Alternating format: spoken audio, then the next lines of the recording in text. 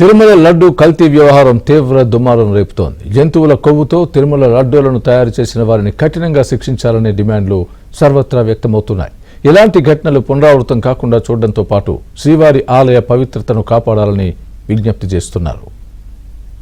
వాళ్ళు చెప్పే Animal fat కలిపారు అనే విషయం చాలా హాస్యాస్పదం అండి. It is non sensical. The price of the Pig oil is about 1400 rupees A kilo.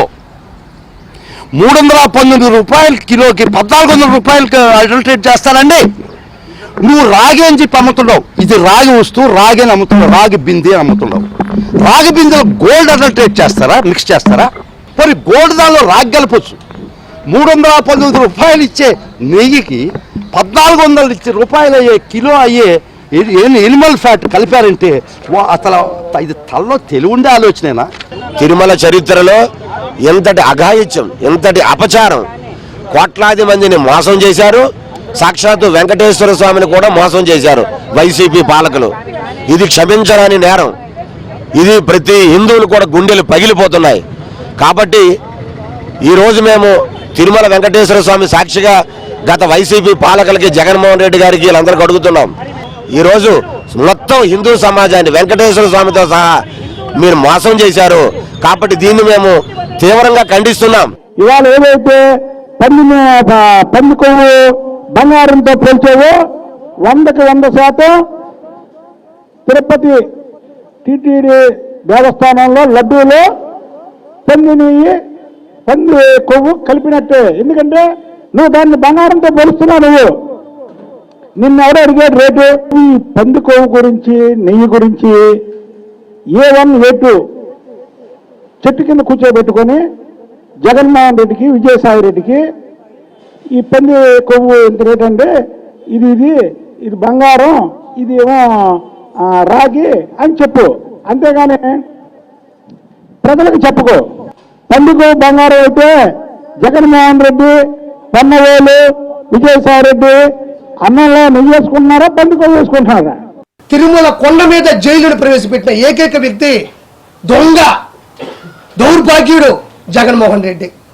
కంపార్ట్మెంట్లో పోతే, లోపల పోతే దద్దోజనంలా, పులిహోరలా, చక్కటి మజ్జిగలా, లడ్డూలో జంతు కొవ్వు కలిపారా లేదా అన్నది శాంపిల్స్ ఇస్తే ల్యాబ్ టెస్ట్లో బయటపడింది. చేపలకు సంబంధించినటువంటి కొవ్వు పదార్థంలో ఉండేటువంటి ఆయిల్ వాడారు. దాని తర్వాత coconut and palm kernel fat and palm oil and beef tallow and lard. ఒక ఫుడ్ టెస్టింగ్ ల్యాబ్ ఇచ్చినటువంటి పూర్తి నివేదిక ఇది. క్రిస్టియన్ మతాన్ని అక్కడ పూర్తిగా స్థాపించాలనుకున్నది అతని ఉద్దేశం. ఎవరైనా బంగారంలో రాగి కలుపుతారు కానీ రాగిలో బంగారం కలుపుతారా అని పెద్ద లాజిక్ మళ్ళీ దీనికి. అంటే ఆయన ఉద్దేశంలో ఏంటండి, పంది కొవ్వు బంగారం అంట, రాగి లాంటి ఆవు నెయ్యిలో ఎవడైనా కలుపుతాడా? ఎంత దుర్మార్గం అండి, దుర్మార్గుడా, పాపాత్ముడా. హిందువుల మనోభావాలతో ఆటలాడుకుంది చాలుగా పంది కొవ్వుని బంగారం అంటావా? Useless fellow. చేసినటువంటి పాపాన్ని కప్పిపుచ్చుకోవడానికి ఇంకా కూడా ప్రతిరోజు హిందువుల గుండెల్లో గుణపాలు పెట్టి గుచ్చుతారా మీరు? ఏ తాడేపల్లి కొంప నుంచి వచ్చిందా నీకు స్క్రిప్ట్? నీ నాయకుడు జగన్మోహన్ రెడ్డి మాట్లాడమంటే మాట్లాడావా? అన్నిటికన్నా బాధాకరం అండి ఏంటంటే అన్యమత ప్రచారము. నేను ఈరోజు సూటిగా ప్రశ్నిస్తున్నాను, గతంలో తిరుమల కొండ మీద పట్టుకోవడం వాస్తవము కాదా? ఈరోజు నేను సూటిగా ప్రశ్నిస్తున్నాను. కేవలం గత 5 సంవత్సరాల్లో అనేక కొత్త చర్చిలు తిరుపతిలో రావటం జరిగింది. మీరు లొకేషన్స్ తో సహా చూసుకోవచ్చు. ఇది వాస్తవం కాదా అని చెప్పి నేను ఈరోజు సూటిగా ప్రశ్నిస్తున్నాను. అన్నిటికన్నా ముఖ్యమైనది, జగన్మోహన్ రెడ్డి గారి కుటుంబము క్రిస్టియన్ కుటుంబం అని మనకు తెలుసు.